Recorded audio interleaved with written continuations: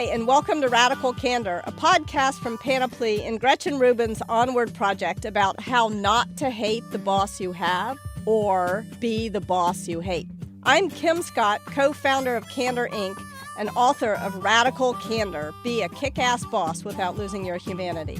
And I'm Russ Laraway, also a co-founder of Candor, Inc., and I'm a career-long operational manager across the Marines, Google, and Twitter. And Russ is the very best manager I've ever worked with in my whole career. That's ridiculous. It's not ridiculous. It's ridiculous. Thank you for saying it. It's amazing that someone can and I know you mean that. It's amazing someone can sincerely say that, and yet I constantly feel like I'm messing things up. You and me both. Management is hard. Yeah. So, on this episode, we'll introduce you to a new way to think about management and the ideas behind Radical Candor. Along the way, we're going to talk about why we need this new way of managing. We're going to look back at some of our worst and best moments as bosses, and we're going to give you some concrete tips for changing your relationships with the people you work with. But first, let's tell everyone a little bit about ourselves and the podcast. Kim, why don't you kick off? Sure. So I had 3 failed startups, and then I went to Google, which worked out a little bit better, thank heavens. And it was when I was at Google that I realized that the thing that I loved most was building the team, was actually being a manager, helping people who were working with me to love their work and also to love each other. And that's why I wrote the book, why I started Candor Inc. with Russ, and why I'm excited about this podcast. Awesome. I've had a bit of a unique career in that I've always been a manager. Does that mean you've never done anything? Correct. Well, some would say I've never worked a day in my life in 22 years of being a manager, whether that was in the Marine Corps as an infantry officer or whether at Google. And kind of similar to you, what really got me out of bed in every case were these sort of underlying people dynamics, and how could we work on those to create an environment where people just felt better about what they were doing and we could sort of unlock their potential and help them achieve. Yeah, that's why we work so well together. We share a philosophy of managing through relationships, I think. All right, Kim, let's dive into our new way of thinking about management and the Radical Candor framework. The idea is really, really simple. You need to simultaneously care personally and challenge directly. Absolutely. Now, you may be wondering, what is so radical about that? Doesn't sound so radical, does it? It doesn't sound so radical. And yet, it is pretty radical because people are really afraid to be candid. And I think that part of the reason why people are often afraid to be candid is they don't want to look like the jerk, the obnoxious boss. Yeah. We have so many negative images in our mind, in fiction, in movies, of what a boss is, and not enough positive ones. There's very few examples of the good boss. 3 hours late. What's the deal? I was at your father's funeral. Uh-huh. Mm-hmm. Well, maybe that excuse would have flown when my dad was here, but I'm in charge now. Yeah, you apparently didn't put one of the new cover sheets on your TPS reports. Oh, yeah. I'm sorry about that. I forgot. Yeah. Would I rather be feared or loved? Easy, both. I want people to be afraid of how much they love me. Those are awful. Those are absolutely awful. Hi, hilarium.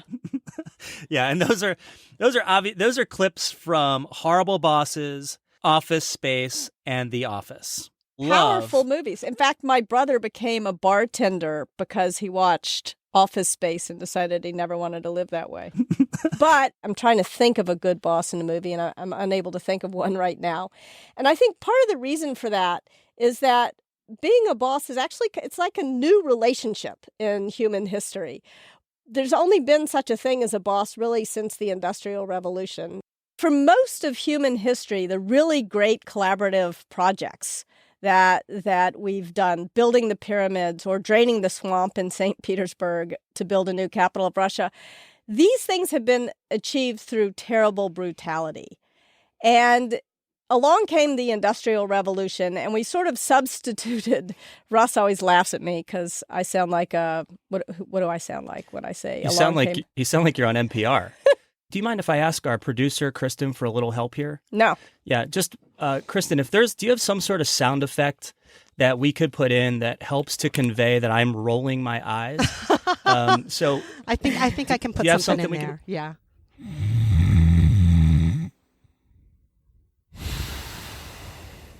Okay, great. So while Kim goes on about the Industrial Revolution, that way our listeners can get a feel for how I'm sitting here rolling my eyes at her. The overly academic one. But it's a good point, because at some point along about 1820, we started to substitute bureaucracy for brutality. And that, to be fair, was a giant step in the right direction. Even the Marine can agree with that, right? But bureaucracy is hardly inspiring. It's a source of terrible discontent. And I believe that if we can replace bureaucracy with relationships, we can accomplish more at work and be happier at work. And that's where we came up with Care Personally, Challenge Directly. Yeah. You have to be able to sort of talk to each other day to day. You have to demonstrate day to day that you care about the people that you work with, that you give a damn about them.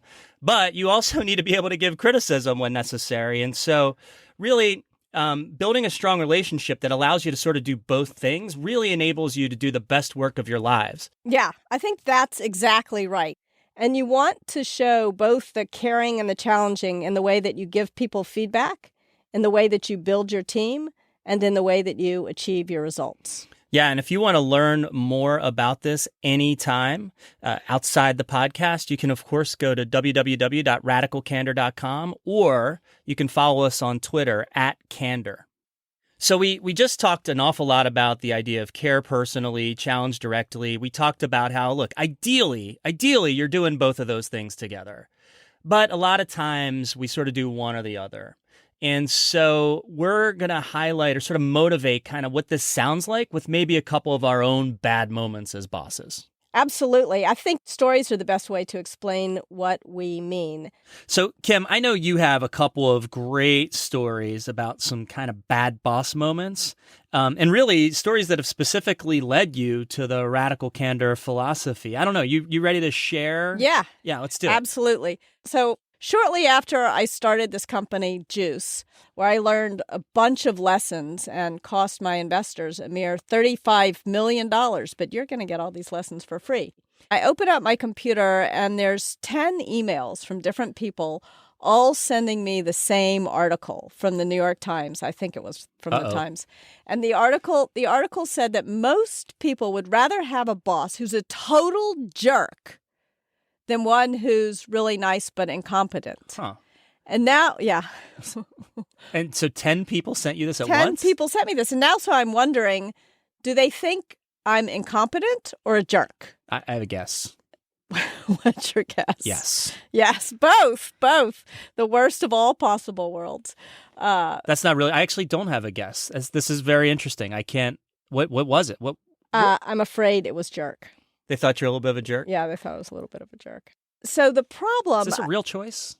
That is an excellent question. That was my fear. I think this is the fear that a lot of people have when they become a boss. They either think they have to be incredibly nice and never critical, never say what they really think, never challenge directly, or they think they have to be a total and utter jerk and not care personally at all.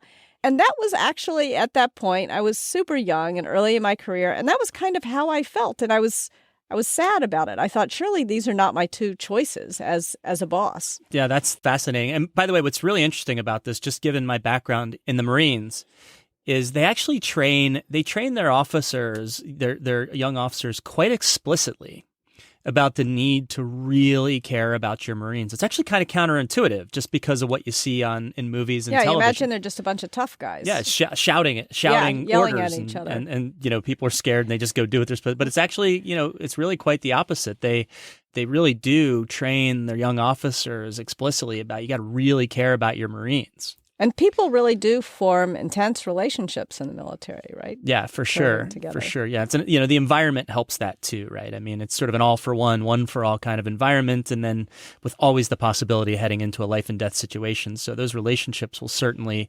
stand the test of time.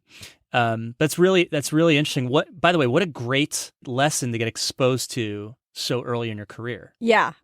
So my story is a little different. If I'm going to make a mistake, I'm usually going to make the mistake toward care personally over challenge directly. And I was thinking a lot about this in prepping for the show here.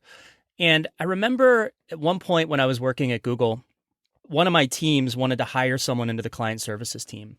And just for a little bit of context, the Google hiring process was tricky. The ultimate hiring decisions were actually made by a board of the most senior people in the company, including the CEO for a long time. And they made those decisions. It was very difficult for you to get your candidates through. It was a great source of frustration for many frontline hiring managers.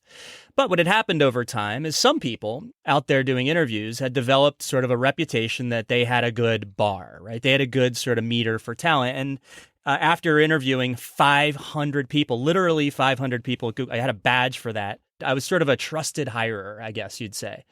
And so what that meant was people would want me to be on their hiring panels because they knew if I liked the person, they'd probably be good to go. And so one of my own teams was doing this for a client services role. Doing this meaning they stuck you on their interview panel. They stuck me on my interview on the interview panel, and they even came to me to say, we really want to get, we'll just say, Jennifer through.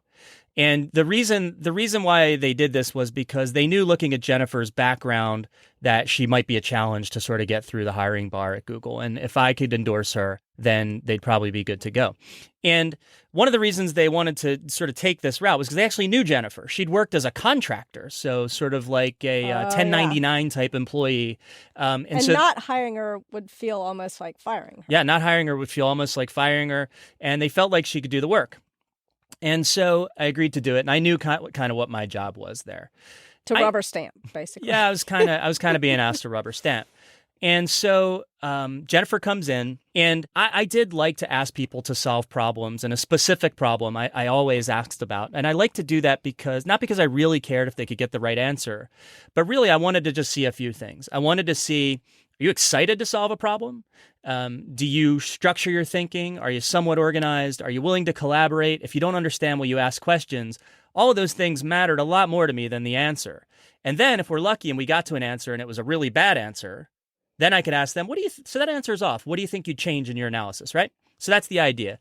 And I've joked a lot of times, I'd say to people, look, there's only really two bad answers. The first bad answer is you start crying. And the second bad answer is... Don't cry in an interview with Russ. He does care personally, but that's pushing it. And the second bad answer is you just guess. And so this question was, I'd give them a couple formula and I'd say, estimate the number of dimples on a golf ball. It's silly. So I asked Jennifer this dimples on a golf ball question. And she just pauses. She takes a deep breath. Her eyes well up and she erupts in tears. And she was unbelievably scared to enter into this problem-solving conversation.